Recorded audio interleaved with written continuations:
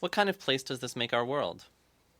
The capitalist system gives the average person very little control over the collective capabilities and technologies of her society, and very little say in their deployment. Even though it is her labor, and that of people like her, that has made possible the construction of the world she lives in, she feels as though that labor, her own potential, and the potential of her fellow human beings, is foreign to her, outside of her control, something that acts upon the world regardless of her will. Small wonder if she feels frustrated, powerless, unfulfilled, dreamless. But it is not just this lack of control that makes capitalism so hostile to human happiness. In place of democratic control over our lives and our society, we have the heartless dominion of force. Violence is not only present when human beings do physical harm to each other. Violence is there, albeit in a subtler form, whenever they use force upon each other in their interactions. It is violence that is the root of capitalism. Under the capitalist system, all the economic laws governing human life come down to coercion. Work or go hungry, dominate or be dominated, compete or perish, sell the hours of your life away for the means to survive, or rot in poverty, or jail. Most people go to work because they have to, not because they want to.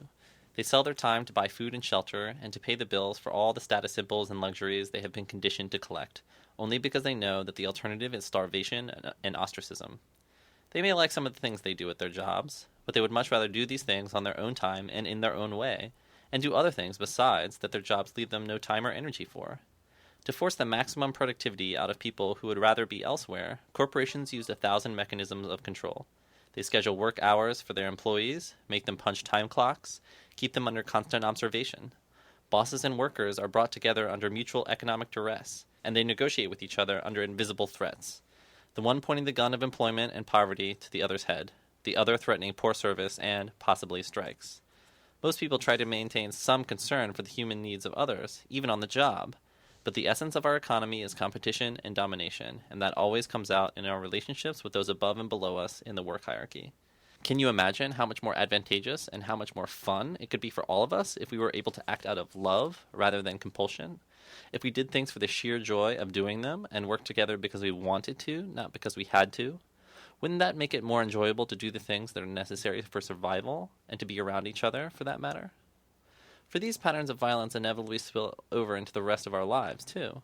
When you're used to regarding people as objects, as resources to be spent or enemies to be feared and fought, it's hard to leave those values behind when you come home. The hierarchy that private ownership imposes upon relationships in the workplace can be found everywhere else in society. In schools, in churches, in families, and in friendships. Everywhere the dynamics of domination and submission take place. It's almost impossible to imagine what a truly equal relationship would consist of in a society where everyone is always jockeying for superiority. When children fight in grade school or rival gangs fight war in the streets, they are merely imitating the greater conflicts that take place between and within corporations and the nations that serve their interests. Their violence is regarded as an anomaly, but is just a reflection of the violent, competitive world that fostered them. When potential friends or lovers evaluate each other in terms of financial worth and status, rather than according to heart and soul, they are simply acting out the lessons they have been taught about market value. Living under the reign of force, it's almost impossible not to look at other human beings and the world in general in terms of what's in it for you. If we lived in a world where we could pursue whatever aspirations we pleased, without fear of dying hungry, crazy, and unloved like Van Gogh and 1,000 others, our lives and relationships would no longer be modeled on violence. Perhaps it would be easier for us to look at each other and see what is beautiful and unique, to look at nature and appreciate it for what it is, to be and let be, rather than always seeking power and advantage. There have been hundreds of other societies in the history of our species in which people have lived that way. Is it really too much to think that we could reorganize our own society to be more democratic? Okay, but what's the alternative? The alternative to capitalism would be a consensual society in which we could decide individually and, where necessary, collectively, what our lives and surroundings would be, instead of being forced into them by so-called laws like supply and demand. Those are only laws if we let them be. It's hard to imagine a society based on cooperation from this vantage point, since the only societies most of us have seen in our lives are based on competition. But such societies are possible. They've existed over and over in the history of our species, and they can exist again if we want. To escape from the fetters of competition, we need to develop an economy that is based on giving rather than trading, a gift economy in place of this exchange economy. In such a system, each person could do what she wanted to do with her life and offer to others what she felt most qualified to offer without fear of going hungry. The means to do things would be shared by everyone rather than hoarded up by the greediest individuals, so each person would have all the capabilities of society at her disposal. Those who wanted to paint could paint, Those who enjoy building engines and machines could do that. Those who love bicycles could make and repair them for others. The so-called dirty work would be spread around more fairly, and everyone would benefit from being able to do a variety of things, rather than being limited to one trade, like a cog in a machine. Work itself would be 1,000 times more pleasurable, without tight schedules or demanding bosses constraining us. And though we might have a slower rate of production, we would have a wider array of creative pursuits in our society, which could make life fuller and more meaningful for all of us. Besides, do we really need all the trinkets and luxuries we slave so hard to make today? This sounds like a utopian vision, and it is, but that doesn't mean that we can't make our lives a lot more than they are right now. We don't have to look only to the Bushmen of the Kalahari Desert for examples of what life is like outside of capitalism either. Even today, there are plenty of opportunities in our own society to see how much better life is when nothing has a price. Whenever a knitting circle meets to share friendship and advice, whenever people go camping together and divide up responsibilities, whenever people cooperate to cook or make music or do anything else for pleasure rather than money, that is the gift economy in action. One of the most exhilarating things about being in love or having a close friend is that, for once, you are valued for who you are, not what you're worth. And what a wonderful feeling it is to enjoy things in life that come to you for free, without having to measure how much of yourself you're exchanging for them. Even in this society, almost everything we derive real pleasure from comes from outside the confines of capitalist relations. And why shouldn't we demand all the time what works so well in our private lives? If we get so much more out of our relationships when they are free from the coercion of ownership and competition, why shouldn't we seek to free our work relationships from that coercion as well? But who will collect the garbage if we all do what we want?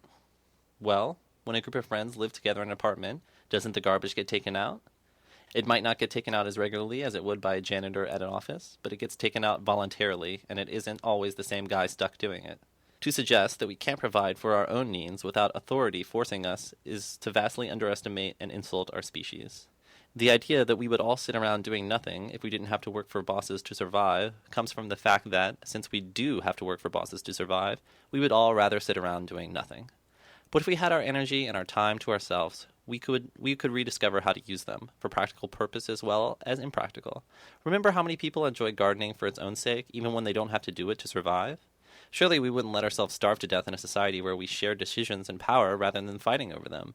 And the fact that so many people are starving today indicates that capitalism is no less impractical than any other system might be.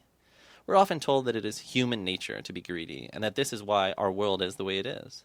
The very existence of other societies and other ways of life contradicts this. Once you realize that modern capitalist society is only one of 1,000 ways that human beings have lived and interacted together, you can see that this talk of human nature is nonsense. We are formed, first and foremost, by the environments we grow up in, and human beings now have the power to construct our own environments. If we are ambitious enough, we can design our world to reconstruct us in any shape our hearts desire. Yes, all of us are haunted by feelings of greed and aggression, living as we do in a materialistic and violent world. But in more supportive environments, built on different values, we could learn to interact in ways that would bring more pleasure to all of us. Indeed, most of us would be far more generous and considerate today if we could be. It's hard to give gifts freely in a world where you have to sell a part of yourself away in order to get anything at all. Considering that, it's amazing how many gifts we still give each other. The people who talk about human nature would tell us that this nature consists chiefly of the lust to possess and control. But what about our desires to share and to act for the sheer sake of acting? Only those have given up on doing what they want content themselves by finding meaning in what they merely have. Almost everyone knows that it is more rewarding to bring joy to others than it is to take things from them. Acting freely and giving freely are their own reward. But those who think that from each according to her means to each according to her needs unfairly benefits the receivers have simply misunderstood what makes human beings happy. It's tempting to think of capitalism as a conspiracy of the rich against everyone else, and to conceive of the struggle against capitalism as a struggle against them. But in truth, it is in everyone's best interest that we do away with this economic system. If true wealth consists of freedom and community, we are all poor here, for even to be rich in society that is hostile to those things is only to possess the greatest amounts of poverty. This system is not the result of an evil plot by a few villains bent on world domination, even if it was, they've only succeeded in condemning everyone, themselves included, to the shackles of domination and submission. Let's not be too jealous for them just because they seem better off from a distance. Anyone who's grown up in one of their households can tell you that for all their bank accounts and sprinkler systems, they're no happier or freer than you are. We should try to find ways to make everyone see what it is to be gained from transforming our society and to evolve everyone in it. If that's a bit difficult challenge, and it sometimes seems to you that the masses deserve what they get for accepting this way of life, don't lose heart. Remember, the system they accept is the one you live under. Your chances for liberation are inextricably tied to theirs. Don't be paralyzed by the seeming vastness of the forces arrayed against us. Those workforces are made up of people just like you, yearning to break free. Find ways to escape from the system of violence in your own life, and take them with you when you can. Seize any free moment, any opportunity you can get your hands on. Life can be sold away, but it can't be bought, only stolen back.